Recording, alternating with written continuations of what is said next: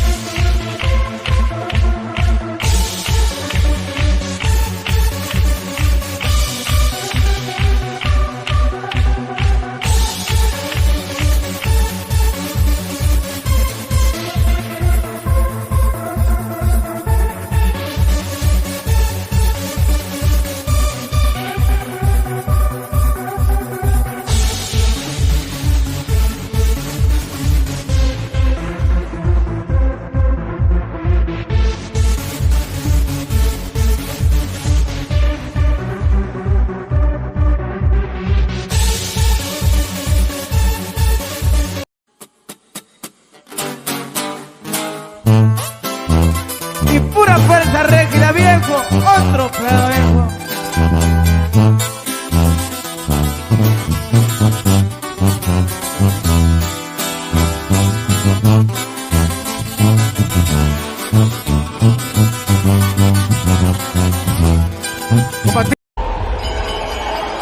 And now, making his way to the ring, he is the undisputed super middleweight champion of the world, Saul Canelo.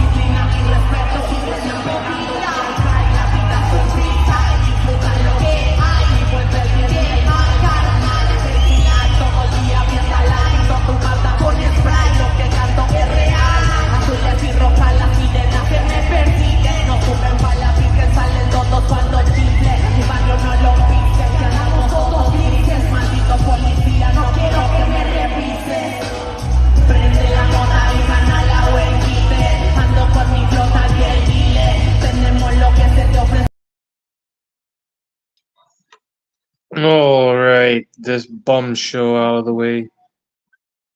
Man, this is Talkanese Sports Media. Yeah, this is Emperor Talkanese. Yeah, this is just a absolute shit show going on in the YTBC right now.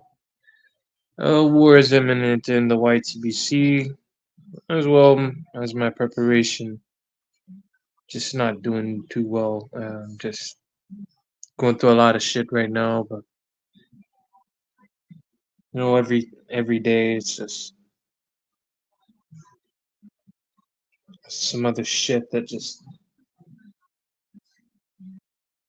I guess, gets to us sometimes. And no matter how far we try to push from the past, there's always something that comes up in the present. Now, with all that being said, we need to get these topics out of the way.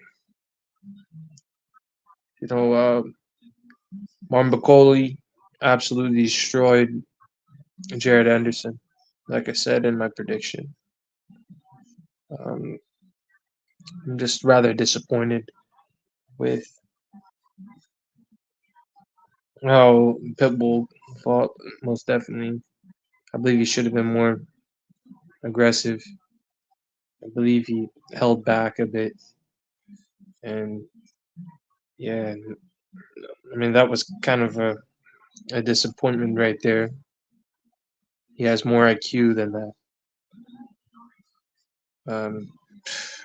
But he has interest in the rematch, and that's all that matters.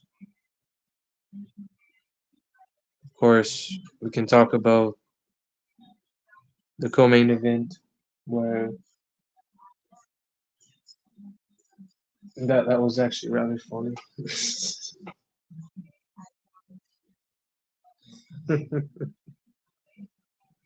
Yeah, we need to skip that co-main event.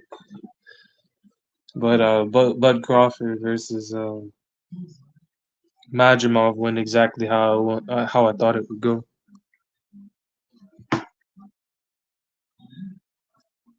What's up, Torta? What's up, man? Yeah, just preparing for Border Wars, just going absolutely loco, man. Like dealing with the YTBC war, you feel me? Yeah, just dealing with all this stuff, man. Cooking some food too.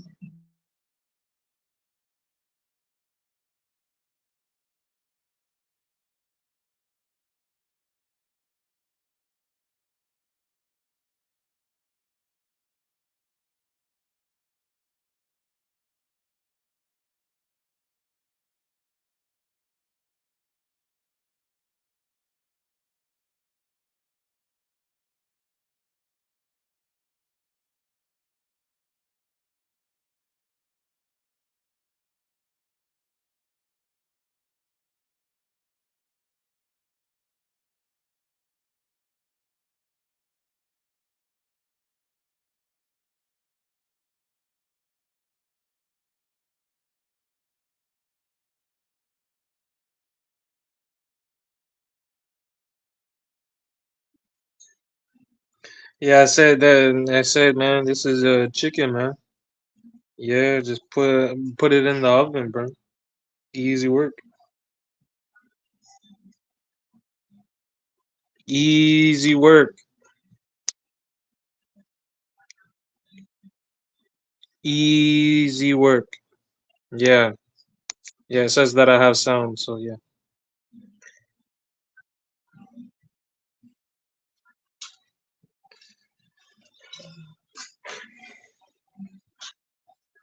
Yeah, but got this chicken, man. Heck yeah, man. Heck yeah. We have what was it? Ryo, he fought all right. He fought very decent, but he was rather negative, especially for the crowd now.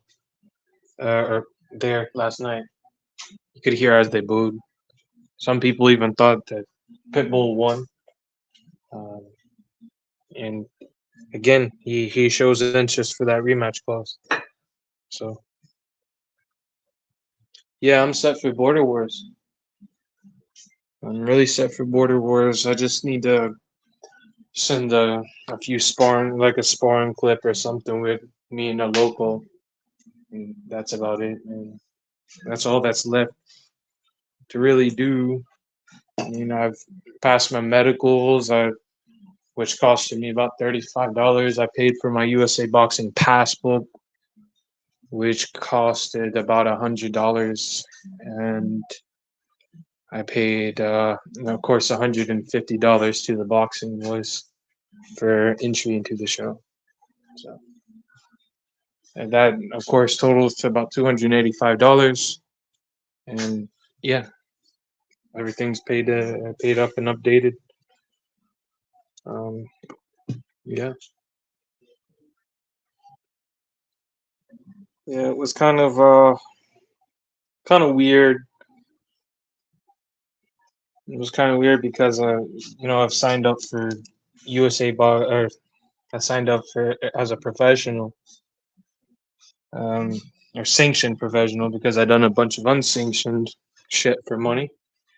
And yeah, what else can we say? I mean, it affected my times in the past trying to get involved with the American boxing, the amateur boxing scene over here.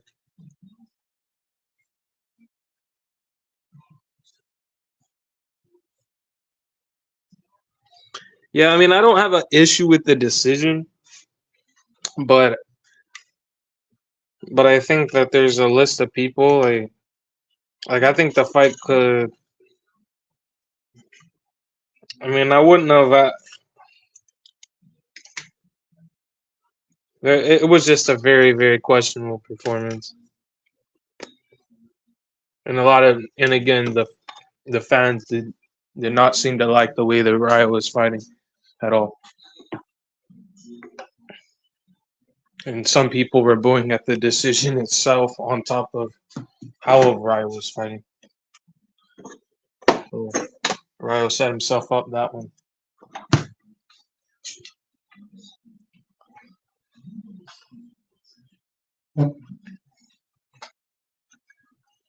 Yeah.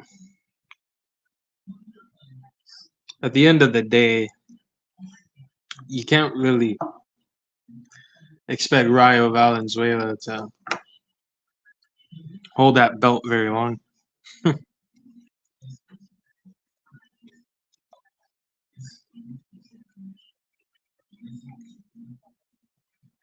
Because the second he faces anybody of top opposition up at 140 pounds, it's not a hobbit. And that's his size. Oh man, you're gonna beat the shit out of him.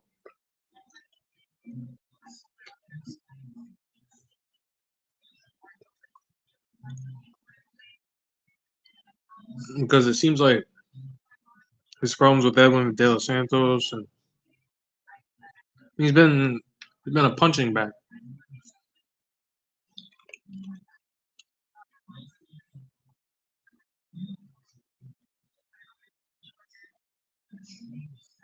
And I don't expect them to learn from getting the crap knocked out of them. So I think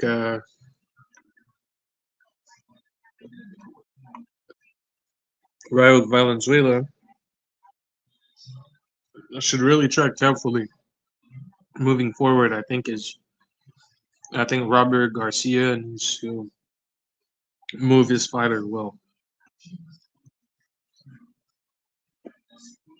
Put it that way.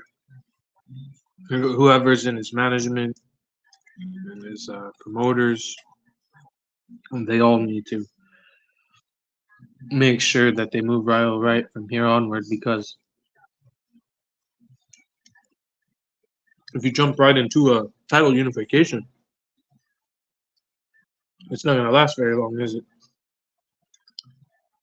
Because look at the other champions, the Amparo, the American Clown, Devin the Clown here, and this is just stupid.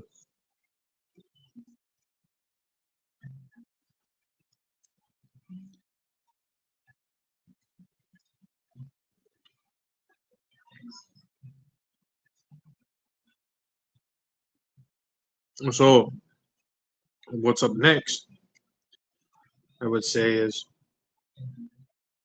what do we expect out of David Benavidez? What I see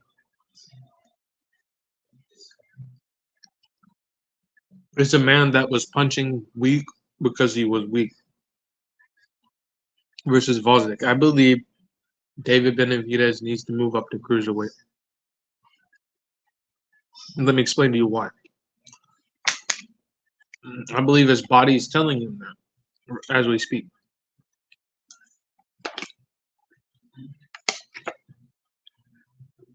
He needs to eat some more. I mean, he needs to start eating, bro. He needs to put some decent weight on because he has the skill to compete at cruiserweight. He just needs to condition himself accordingly. But I definitely think that he has the skill set to compete with the likes of Zergo. I don't know about how he would fare against the other champions like Noel Mikhalian or or even Billum Smith. That right there would be. I'm not for sure if I'd put him in there against the Billum Smith yet. But he would be way more it would be way more competitive for him up there. Because if he wastes time at 175 pounds, he's going to be sitting down there for 2 years, at least. And if he cares a damn thing about his reputation of winning championships, you're not going to be winning championships waiting for the undisputed bout going on. Hell, they've been waiting for a million years. So, rumor has it they may pull that out again. So, you never know.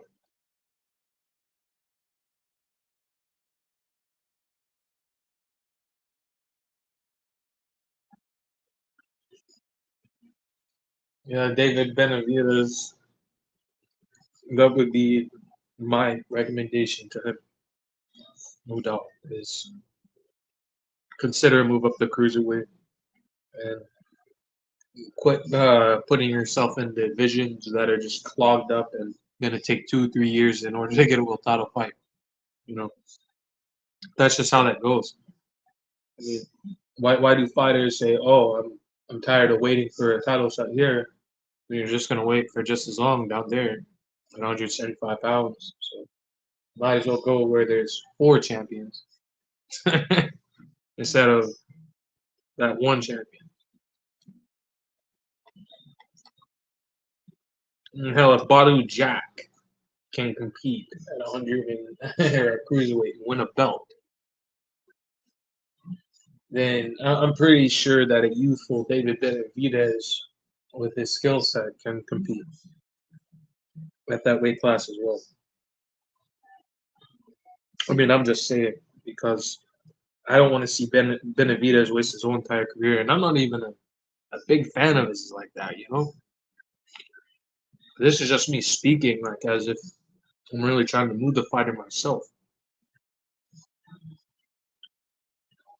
I mean, he has the hand speed. He just looked weak against Voss. Something didn't go right in his weight cut. I can already tell it.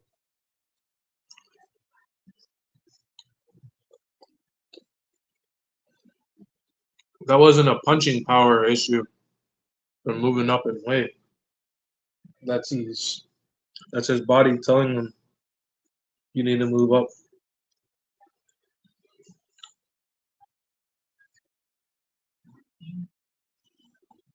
Because when you drain yourself for years at a time, eventually you have to make that assessment.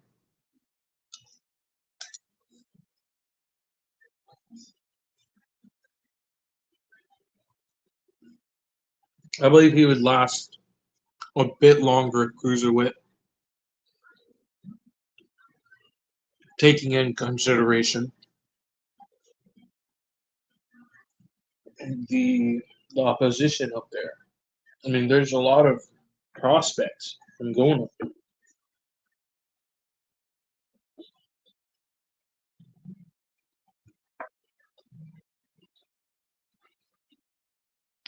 I mean, I don't see how David Benavidez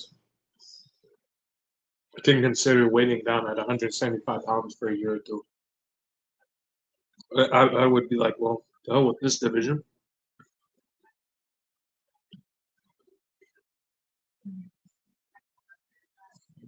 He doesn't have a belt at 175 pounds. Does he even have a secondary belt at 175 pounds? I believe so. But I do think the Clown, the Clown promoters, you know, they want to kind of freeze out David Benavidez to an extent, because Bevo and Better Diaz has been set for a minute, and something's telling me deep inside that their fight is going to be pushed off yet again.